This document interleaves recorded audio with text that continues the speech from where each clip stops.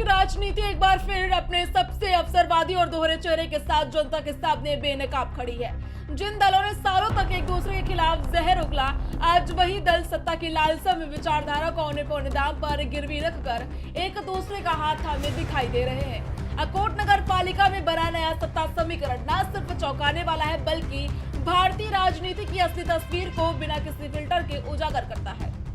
कल तक जिन मंचों से हिंदुत्व बनाम मुस्लिम हित की राजनीति गरमाई जाती थी, आज वही मंच सत्ता की मजबूरी में सहमति का सौदेबाज अड्डा बन गया है। बीजेपी और एआईएमआईएम दोनों खुद को एक दूसरे का वैचारिक दुश्मन बताते रहे, लेकिन जैसे ही बहुमत का गणित बिगड़ा, वैसे ही सिद्धांतों की रीढ़ चटक गई। चुनावी भाषणों में राष्ट्रवाद, अस्मिता, पहचान की दुहाई देने वाले नेताओं ने एक बार फिर साबित कर दिया कि कुर्सी के सामने हर विचार बौना है।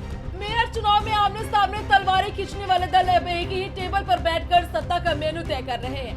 5000 से अधिक वोटों से हार झेलने वाली एआईएमआईएम को सत्ता में हिस्सेदार बनाना बीजेपी की उस राजनीति को बेनकाब करता है जो चुनाव में ध्रुवीकरण और सत्ता में समझौते की डबल स्टैंडर्ड राजनीति करती है। वही एआईएमआईएम के लिए ये गठबंधन सत्ता की सीढ़ी जरूर है, लेकिन इसकी कीमत उसे अपने ही समर्थकों की भावनाओं से चुकानी पड़ रही है। अकोट की कहानी अभी खत्म नहीं हुई थी कि ठाणे जिले के अंबरनाथ में भी राजनीति का दूसरा अध्याय खुल गया।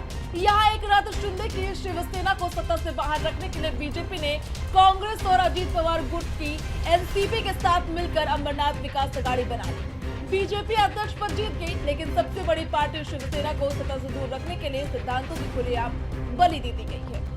लेकिन जैसे ही गठबंधन सुर्खियों में आया, मुख्यमंत्री देवेंद्र फडणवीस को अचानक विचारधारा की याद आ गई। उन्होंने अकोट और अंबरनाथ में कांग्रेस और एआईएमआईएम के साथ हुए गठबंधनों को तुरंत तोड़ने के आदेश दे दिया। फडणवीस ने साफ कहा कि बीजेपी के लिए कांग्रेस और एआईएमआईएम के साथ गठबंधन अस्वीकार्य है और आदेश न मानने वालों पर कार्रवाई की जाएगी। बहरहाल सियासी उठापटक के बीच अब तस्वीर पूरी तरह साफ है। महाराष्ट्र की राजनीति ने एक बार फिर साबित कर दिया कि यह सिद्धांत भाषणों तक सीमित है और सत्ता ही असली सच है। अकोट से अंबरनाथ तक बने और टूटते गठबंधनों ने जनता के सामने नेताओं की असल प्राथमिकता उजागर कर दी है। Desk report, prime TV.